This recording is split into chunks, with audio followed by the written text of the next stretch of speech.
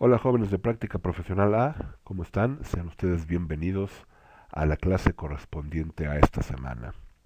Vamos a retomar los temas que habíamos visto en clases anteriores que tenían que ver con los procesos de reclutamiento y selección de personal.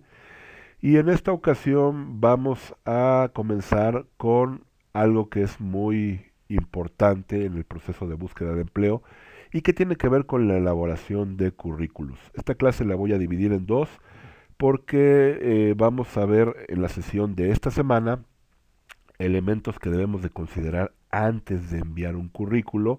No tiene que ver tanto con la estructura ni con la forma de la forma de elaborarlo, sino que tenemos que observar algunas características que los reclutadores observan en los currículos, pues para no cometer errores que nos pudieran privar de una oportunidad de conseguir un empleo.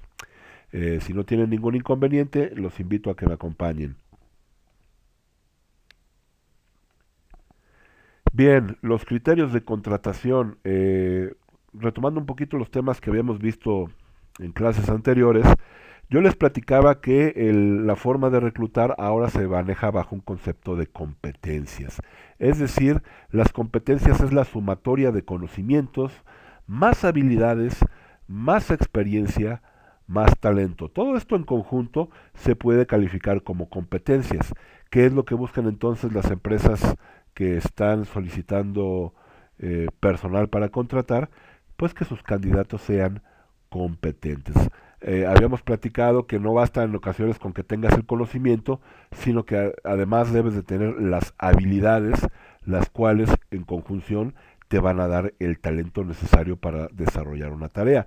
Recuerdo que les había yo puesto ejemplos pues, de profesores que pueden tener muchos conocimientos, pero que no tienen la habilidad para transmitir esos conocimientos. Entonces, finalmente, este tipo de personas no son competentes. Lo que se busca entonces es un balance entre conocimientos, habilidades, si se puede tener experiencia mucho mejor, aunque claro, sabemos que en ocasiones pues la experiencia solamente se obtiene con la práctica y con el tiempo. Pero en la elaboración de currículos lo que vamos a nosotros buscar es encontrar un equilibrio entre conocimientos y habilidades y los sazonamos con un poquito de experiencia para así poder entonces hablar de talento o hablar de competencias. ¿De acuerdo? Bien, ¿en qué se fijan los reclutadores a la hora de revisar un currículo que llega hasta sus escritorios? Debemos de entender que nuestro objetivo en el currículo es resaltar las partes importantes de nuestra experiencia laboral. ¿Por qué es importante resaltar?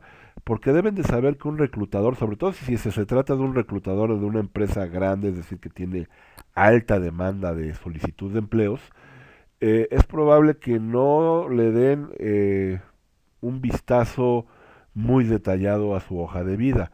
Lo más probable es que le dediquen unos 50 segundos, entre 30 y 50 segundos, es decir, menos de un minuto, a observar la pertinencia de su currículo. Por eso es muy importante que realicemos nuestro currículo, lo elaboremos con los detalles más importantes resaltados. Entonces, ¿en qué se fijan los reclutadores? Primeramente en la presentación.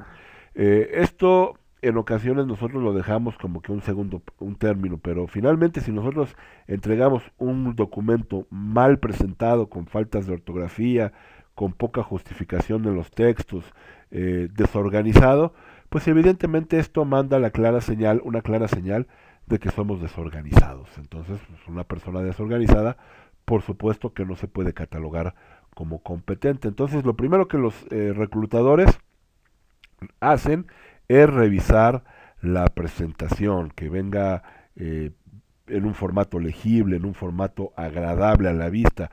Esto tiene mucho que ver precisamente con los puntos de referencia visuales. Más adelante, en la clase posterior, voy a retomar el tema porque finalmente es algo que también es un tip que yo les puedo dar para la elaboración de sus currículos, que los mismos tengan referencias visuales. Pero no nos adelantemos. ¿Qué más revisan los reclutadores? Pues ellos hacen rápidamente una selección de lo que sirve y de lo que no sirve. Por eso es importante que a la hora de elaborar el documento, pues no incluyamos información poco relevante. De repente a mí me han tocado ver currículos donde te ponen que si la licencia de manejo, que si tu número de cartilla, que si tus cuentas de banco, pues es información que no has solicitado, salvo que el puesto ofertado diga, pues es que necesitas tener licencia de manejo porque te voy a contratar como chofer, pues no tiene caso entonces que incluyas tu tipo de licencia, tu número de pasaporte y demás datos que no son relevantes para el puesto que estoy ofertando. Entonces, sí tenemos que considerar que no hay una forma genérica para todos los puestos de elaborar un currículo. Lo que debemos de hacer primero es consultar qué se solicita para después ajustar nuestro currículo, si es que ya lo tenemos elaborado, hacer este ajuste para que corresponda lo que se solicita contra lo que se oferta. ¿De acuerdo? Entonces, lo segundo que revisan los reclutadores, pues van ellos deshojando la margarita entre lo que sirve y lo que no sirve. ¿Qué es lo que sirve? Pues tus estudios, los empleos que tengan relación al puesto que está ofertando, todos los cursos, toda la formación que tengas, todas las habilidades. Acuérdense que es un conjunto de habilidades duras y habilidades blandas, tenemos que hacer un equilibrio. Eso es lo que sirve. ¿Qué es lo que no sirve? Pues los estudios no recientes, los estudios no relacionados con el puesto que estás solicitando. O sea, si tú tomaste un curso de macramé, un curso de repostería y estás solicitando empleo como administrador, pues evidentemente no corresponde la información que estás poniendo con lo que se solicita y por lo tanto tu currículo puede ser desechado. Entonces es muy importante observar ese punto. Luego, muy importante también, la duración de los empleos. Aquí sí es un poco una interpretación subjetiva de los reclutadores, pero ellos más o menos se van dando cuenta cómo eres tú como empleado a partir de la duración que tienes en tus empleos.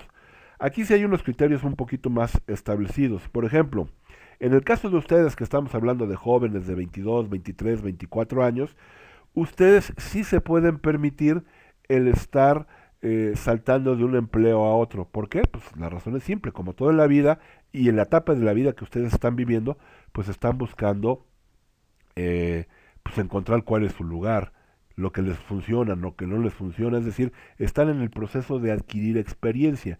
Y entonces, pues un reclutador no va a tener problemas si en su hoja de vida pues manifiestan que han estado trabajando en 2 o 3 lugares.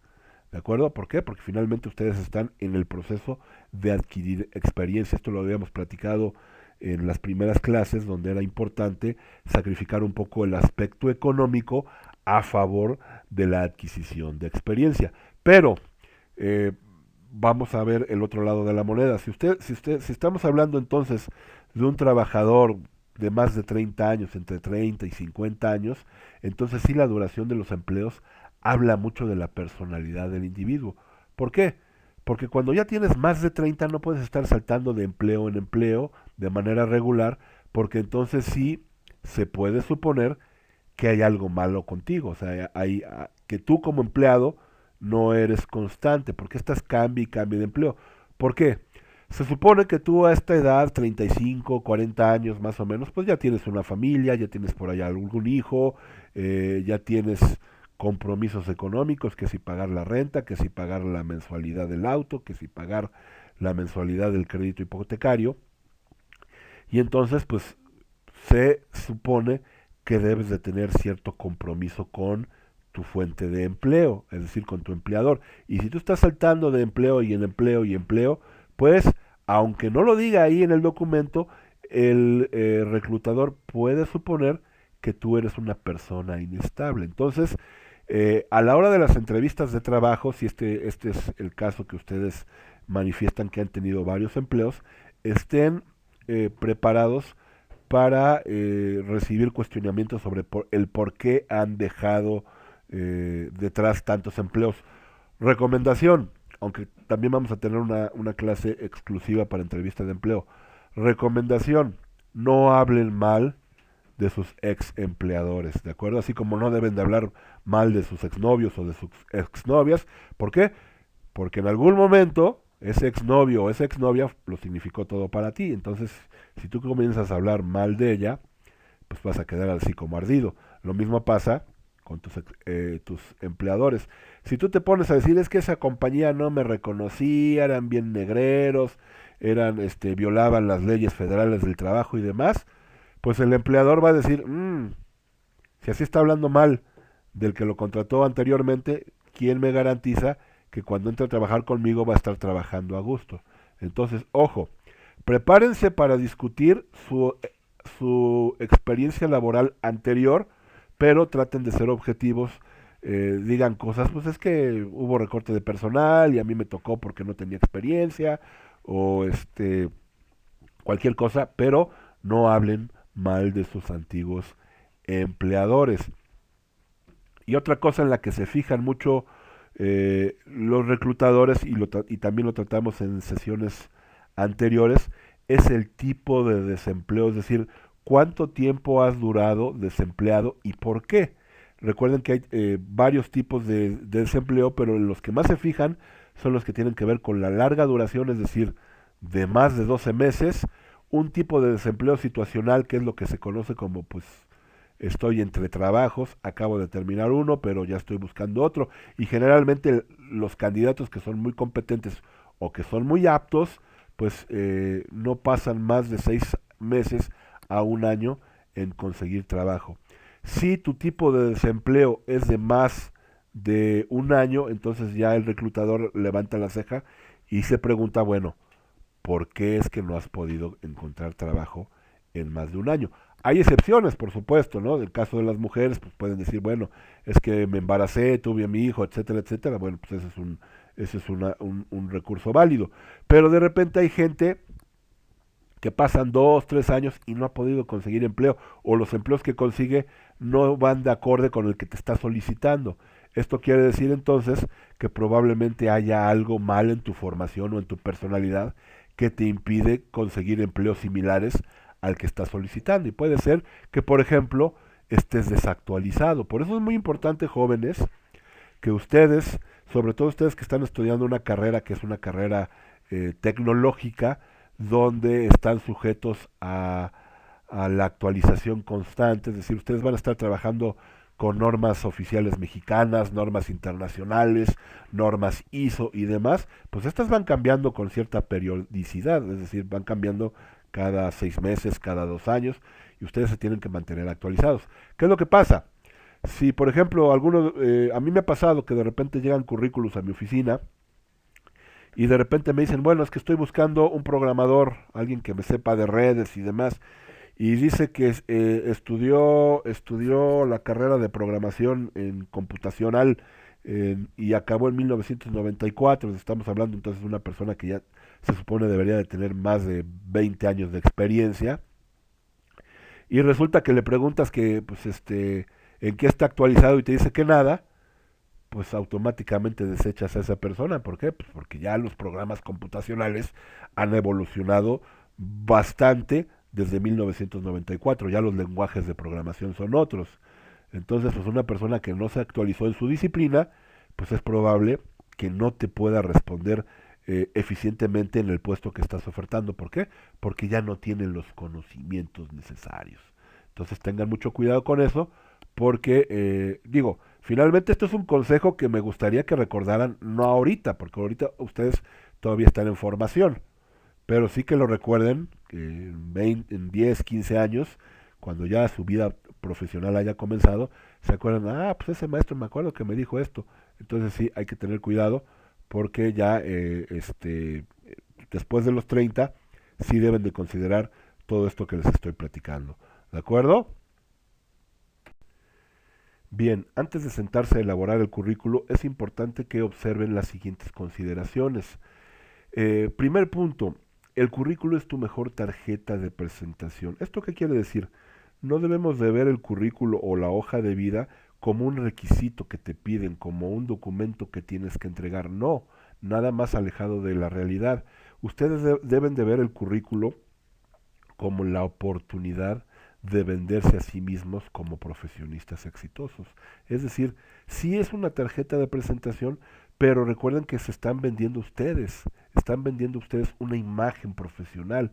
Entonces, en la medida que ustedes redacten el currículo con esta misma dedicación profesional, mayor va a ser el impacto que tenga ante los reclutadores. Por lo tanto, tampoco deben de pensar en el currículo como algo que se debe de observar solamente cuando estamos en procesos de solicitar trabajo, ¿no? Es una práctica muy recomendable el que ustedes, aunque no estén buscando trabajo, comiencen en la elaboración de su currículo. ¿Por qué? Porque finalmente cuando ustedes vayan consiguiendo algún logro académico, algún logro de experiencia, que fueron a un congreso, que fueron a una plática, que tomaron un curso, que cambiaron de semestre, pues va agregando a su lista de cosas que pueden presentar en su currículo. ¿Por qué es buena idea tener un currículo aunque no estén buscando trabajo? Porque recuerden que no solamente se los van a pedir para la solicitud de empleo. Si ustedes van a buscar una beca, por ejemplo, en una institución educativa, quieren hacer una maestría, quieren hacer un intercambio, les van a solicitar un currículo además de una carta de motivos. De la carta de motivos nos ocuparemos en clases posteriores, pero finalmente el currículo pues es como tener un arma cargada, ¿no? No la quieres usar o no sabes cuándo la vas a usar, pero es mejor tenerla ahí a la mano, digo. Es un ejemplo a lo mejor un poquito agresivo, pero sí es importante saber que el currículo lo deben de tener siempre ahí a la mano porque no saben en qué momento se los van a solicitar, no saben en qué momento va a llegar algún profesor, ¿sabes qué? Necesito que te vengas a trabajar conmigo, pero ya mándame tu currículo. Y si no lo tienes disponible, pues estás perdiendo tiempo valioso, ¿no? O que vas a hacer una maestría, o que te vas a ir de intercambio a Alemania, Canadá, y te solicitan el currículo. ¿Qué onda? Pues debes de tenerlo listo. Como dice el último, también es una buena manera de mantener un registro en tu vida laboral y que te puede mantener motivado. El currículo, si lo hacemos de manera honesta, y esto lo vamos a ver también en la próxima clase, porque generalmente pues lo adornamos, lo exageramos y demás. Pero el currículo, si lo hacemos de manera honesta, pues es también un reflejo, es un espejo de tus alcances y limitaciones. Es decir, de repente lo ves y lo ves muy escuálido, pues vas a decir, híjole, tengo que estudiar más, tengo que capacitarme más. Entonces, si lo vemos como una hoja donde vamos a ir colocando nuestros logros y nuestras metas que tenemos aún por alcanzar, pues es un buen parámetro para saber cómo estamos ubicados en la realidad del mundo laboral. Es decir, tú agarras tu currículo y dices, híjole, y lo comparas contra alguien de tu misma edad que estudió tu misma carrera, pero aquel ya se fue a hacer un curso acá, fue a un congreso allá y demás, pues entonces tu currículo, si lo tratas de manera honesta, pues te puede decir cuáles son las cosas que tienes que hacer, independientemente si estás buscando o no estás buscando trabajo. Por eso lo que yo les digo es que consideren hacer un currículo independientemente si están en un proceso de búsqueda de trabajo. Entonces, ahí están estas tres consideraciones, pero aún tenemos otras que les explico a continuación. Bien, recordando un poquito lo que yo les decía acerca de lo que se fijan y desechan los reclutadores, debemos de otorgarle entonces mayor importancia al fondo y no tanto a la forma. ¿A qué me refiero con la forma? De repente pues pensamos que si la hoja tiene muchos colores y es llamativa y de repente en internet nos encontramos plantillas con títulos así muy apantallantes de currículo de alto impacto, currículo dinámico ejecutivo y finalmente el cómo presentes el documento no va a tener impacto, bueno, sí va a tener impacto, pero no es tanto como adornes la hoja. Lo que se busca es que le des más importancia a los datos valiosos, a tu educación, a tu experiencia laboral, a resaltar tus habilidades y características como trabajador, lejos de cómo el diseño, que si es de alto impacto dinámico y si del mundo ejecutivo y un nombre rimbombantes que de repente encontramos que realmente no tienen la menor importancia. Otro punto muy importante de tener siempre en consideración, ya se los había dicho yo, hay que siempre tenerlo a la mano y actualizado. Cada cuando se actualiza un currículo, se actualiza cada que ustedes cumplen con alguna meta, algún objetivo. Por ejemplo, ustedes ahorita están en quinto, sexto semestre, pues cada vez que vayan avanzando de semestre, le borran ahí que están estudiando un quinto semestre y le ponen que están estudiando un sexto semestre. ¿Por qué? Porque como ya les dije, uno nunca sabe en qué momento te lo van a solicitar y si no lo tienes actualizado, estás perdiendo la oportunidad de incluir datos importantes en tu hoja de vida, en tu hoja de experiencia. De repente, pues chin, ya lo metí. Se ve muy mal que llegues a una entrevista de trabajo y digas, bueno, es que ya no lo puse ahí en el currículo, pero fíjense que tengo este curso o tengo este diploma de algo que hice. Entonces, lo conducente, lo más prudente es mantener siempre el currículo actualizado. Y como les decía yo hace rato, es una buena forma de mantenernos también objetivos sobre nuestra realidad. Es decir, pues, ay, le hace falta un poquito más de adorno, pues no lo adornes, sino simplemente complementalo con actividades, con cursos, con diplomados, etcétera, etcétera. Sobre el mismo tenor, todo lo que incluya en el currículo vitae debe ir sustentado por documentación. Por eso es muy importante no exagerar, no intentar adornarse de más. Si vas a poner que hiciste un curso de determinada cosa y si tienes el papel para soportarlo, ponlo. Si tú tomaste un curso pero no te dieron el documento y demás, no lo incluyas en tu currículo porque para efectos prácticos pues no cuentas con esa capacitación. Entonces es muy importante evitar la tentación de querer exagerar. Bueno, es que sí hice un curso de inglés en Estados Unidos, pero realmente pues la verdad nomás me fui a pasear y pues no me dieron un papel, pero pues aquí está así como que tengo ahí mi comprobante de la inscripción. No te sirve para comprobar que hablas inglés, que te fuiste a un curso de estos que nada más fuiste a pasear y demás, no te sirve. Mejor la regla básica es si tienes el documento, el certificado, el diploma, lo que sea, inclúyelo. Si no lo tienes porque se te olvidó recogerlo, porque no te dieron, porque no pagaste la última mensualidad o lo que sea, mejor no lo pongas en tu currículo porque finalmente recuerda que todo lo que pongas en tu currículo va a tener que ser defendido posteriormente en una entrevista de trabajo. Ojo, yo les digo que los reclutadores le van a dedicar 50 segundos a revisar en primera instancia su currículo para ver si sirve o no sirve. Pero si ustedes pasen el filtro de la primera revisión, es muy probable que ya en una entrevista de trabajo les vuelvan a revisar el currículo, pero ahora sí minuciosamente. Entonces, si ustedes ponen algo que es incierto, una verdad a medias o algo que se ve muy, muy apantallante, pero que en realidad no sirve para nada, excluyanlo. ¿Por qué? Porque no lo van a poder defender en la entrevista. Entonces, mucho cuidado con eso, ¿de acuerdo? Luego, una pregunta muy común que me hacen los alumnos, ¿qué tan extenso debe de ser el currículo? Pues es muy importante que sepan que un currículo no debe de tener más de 3 páginas, salvo algunas excepciones. Volvemos a lo mismo, un currículo muy extenso es probable que contenga mucha paja, mucha información incierta, mucha exageración, y esto finalmente pues a los reclutadores ya no los apantalla. En el caso de ustedes, pues evidentemente su currículo debe de constituirse solamente por una hoja. No se sientan avergonzados, finalmente ustedes están estudiando, algunos de ustedes estudian y trabajan, pero hey, tienen 22, 23 años, no pueden tener tanta experiencia de vida como un sujeto de 40, ¿de acuerdo? Entonces, ahorita no se preocupen mucho por la extensión de su currículo.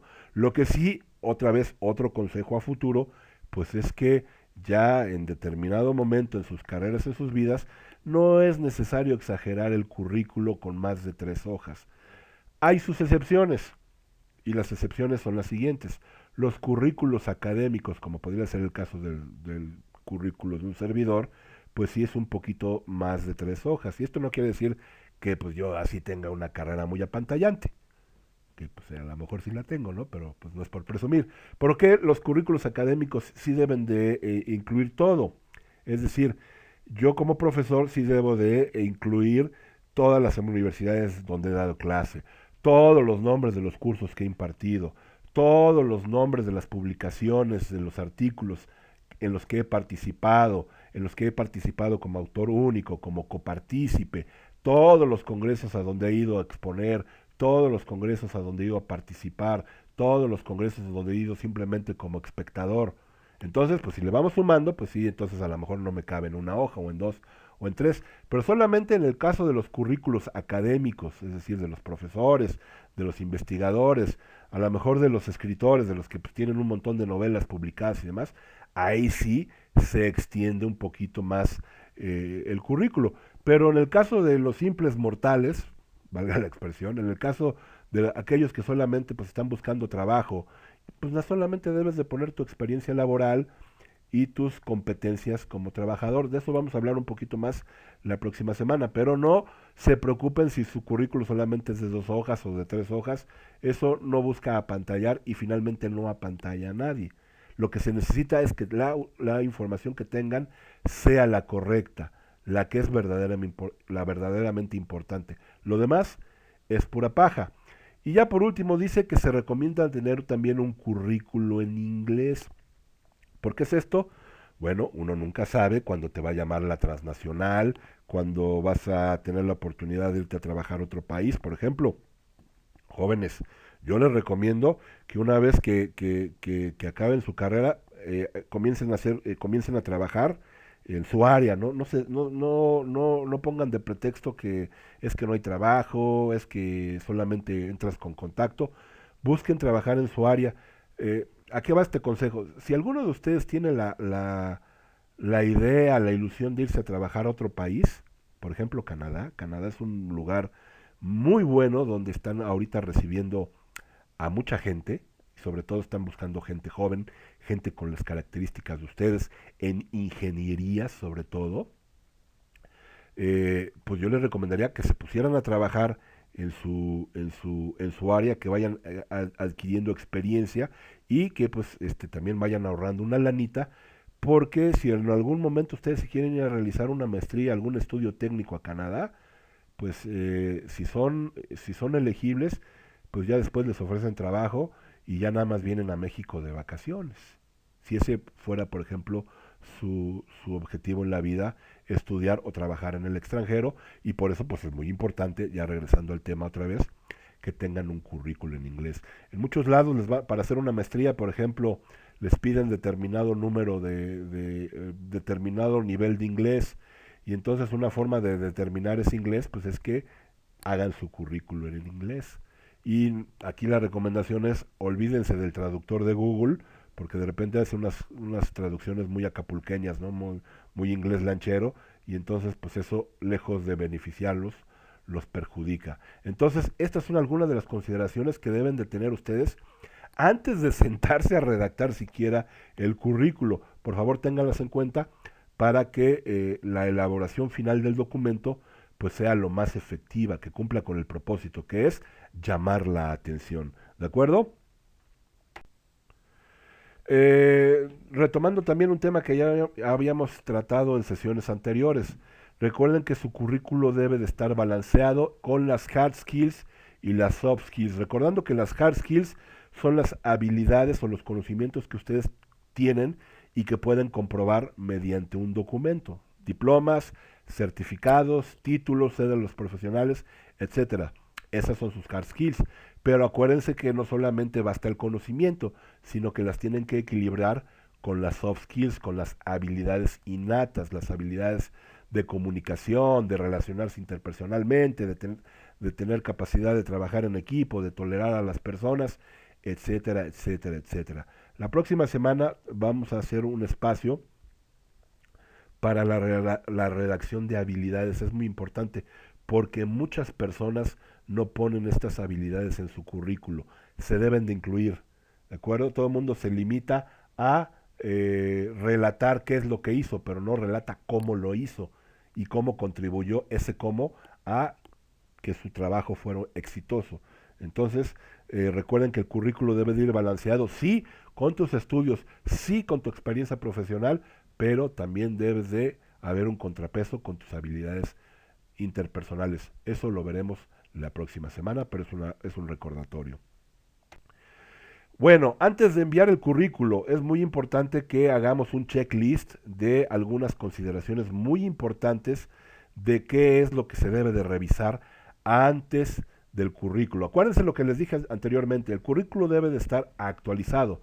Como dice ahí, se da una muy mala impresión durante las entrevistas de trabajo el que no actualicemos nuestro currículo, que diga, ay, es que ya no lo puse, pero fíjense que tomé un curso. No, no, no, eso se ve mal, eso te hace ver como persona descuidada y no quieres causar eso en tu primera impresión, en tu primera cita, ¿no? Entonces, finalmente lo que debes de hacer es mantenerlo actualizado, además de lo que ya les decía yo, de pues que también te ayuda a motivarte, a decir, me falta esto, tengo que estudiar lo otro, es digamos que un espejo fiel de tu realidad laboral. Entonces, punto número uno, hay que mantenerlo actualizado, reiterativo, pero muy importante tenerlo siempre claro. Después, la presentación. Hay gente que de repente manda su currículo en Word y de repente omite las palabras que el Word les señala como faltas de ortografía. En ocasiones sí son faltas de ortografía muy evidentes. Cuando yo detecto una falta de ortografía evidente, ahí te ves, ¿eh? Yo no voy a contratar a alguien que no sepa escribir. ¿Por qué? Porque no es un profesional. No le pone atención a algo tan básico, a algún elemento tan básico como es la comunicación interpersonal. Te ves mal. Ojo, de repente Word te pone algunas palabras como eh, faltas de ortografía porque no las reconoce. Por ejemplo, si pones que vives en el municipio de Nezahualcóyotl, lo más probable es que algunas versiones antiguas de Word pues, te marquen Nezahualcóyotl como una palabra incorrecta porque no la identifica. Pero por eso se recomienda, y dice aquí al final, que la envíes en formato PDF. El PDF ya no te va a señalar esas palabras como Nezahualcóyotl, como Cuauhtémoc o palabras autóctonas mexicanas que el Word pudiera identificar como faltas de ortografía. Se ve muy mal que enviemos un que enviemos un currículo en formato Word donde estas palabritas estén resaltadas. Evidentemente estoy hablando de una circunstancia este, ejemplar o una circunstancia que pues está fuera de nuestro alcance, ¿no? Pero es bien importante que sí, las palabras mal escritas, esas sí las revisen. Entonces, tienen que revisar paso por paso, paso por paso, parte por parte, su currículo, que no vayan a poner un dato incorrecto, que si te titulaste de la prepa en 2014, cuando en realidad fue en 2017, errores tipográficos de ese tipo que tengan que tener después una aclaración posterior. Esto puede causarles un poquito de desventaja en la entrevista de trabajo. Recuerden que todo lo que pongan en el currículo lo van a tener que defender en la entrevista de trabajo. Después, revisa tu cuenta de correo electrónico. Otro error que cometen mucho los chavos en la actualidad es de que no utilizan correos electrónicos o direcciones de correo electrónico profesionales. Me han tocado de repente ver correos que pues, elgreñas23@hotmail.com o las niñas también cometen este error mucho de que princesita con un montón de zetas ahí y X y caritas y ojo, en la medida que ustedes tengan un correo profesional, un correo que se vea como de alguien que ya es un profesionista, pues van a causar mejor impresión. Independientemente de qué tan bien elaborado esté el currículo, independientemente de qué tan competentes sean ustedes como profesionistas, si a mi correo me llega uno que el chilaquiles 24 y ni siquiera lo voy a abrir porque veo un correo así poco profesional y voy a decir me están mandando un virus, me están mandando una cadena de oración o algo que a mí no me interesa, entonces lo borro, ¿no? Entonces, ojo, si es necesario, si ustedes todavía tienen un correo electrónico así pues, de relajo, o fue el primero que sacaron, o lo que sea, cámbienlo por uno que luzca más profesional. ¿Cómo luce más profesional? Pues es una combinación de tu nombre y tus apellidos, tu año de nacimiento, o tu carrera, pueden poner IQI y tu nombre, o sea, vaya, pero que algo que se vea profesional, no de repente que viene que Pornstar 99, que el Charrascas 25, cosas así que cualquier reclutador pues va a agarrar y va a decir, ¿sabes qué? El que sigue, ¿no? Otro, hay que cuidar los protocolos de envío. Va un poquito de la mano con lo que les acabo de discutir. De repente mandamos un correo y tuteamos a la persona, o ponemos emojis, caritas felices, o caritas de tristeza. Finalmente un correo electrónico, que es el modo actual de comunicación, pues debe de redactarse de la misma forma que se redacta un documento formal, una carta. Es decir, presentarse, dar las buenas tardes, agradecer la atención, cuidar la ortografía, evitar el uso de emojis. Ay, por favor, revise mi correo, porque si no lo revisa me voy a poner muy triste y pongo tres caritas tristes. Pues no, yo leo eso y digo, pues espérate, o sea, estoy tratando con un profesionista o con una chavita de secundaria, ¿no? Aguas con eso. Muchos jóvenes cometen el error y no lo cometen de mala intención, simplemente pues porque les falta un poquito de colmillo, de experiencia. Y esa es la intención de estas clases, ¿no? Que finalmente entendamos la intención de cuidar los protocolos de envío. Otra cosa, algo que lo que se fijan mucho en las empresas es su capacidad para seguir instrucciones, cuidar las formas, dice ahí. Es necesario observar al pie de la letra todas las instrucciones que te proporcionan. Si ahí te dicen, llama por teléfono para concertar una cita, no envíes tu currículo, entonces eso es lo que tienes que hacer. Llamar primero para concertar una cita, no enviar tu currículo. Si al contrario te dicen, envía tu currículo pero no llames, entonces haz eso, envía tu currículo pero no llames. ¿Por qué? Porque finalmente en algo tan básico como seguir instrucciones, las empresas te empiezan a evaluar. No por querer demostrar demasiado interés, no, pues es que vean que sí estoy interesado y que tengo ganas y lo que sea, y estás hable y hable y hable. Vas a terminar por desesperar a la secretaria. Ay, es otra vez este cuate, ¿no? Ya le dijimos que todavía no tenemos sus resultados. Entonces, debemos de ser muy meticulosos, muy cuidadosos con las instrucciones que me den. Por ejemplo, yo también de repente me pongo del otro lado del escritorio. Yo a alguien le digo, ¿sabes qué? Tú estás en esta parte del proceso y hay 4 candidatos que vamos a revisar igual que tú. Yo, por ejemplo, esta es una práctica personal, no en todos lados lo hacen. Yo lo que les digo, ¿sabes qué?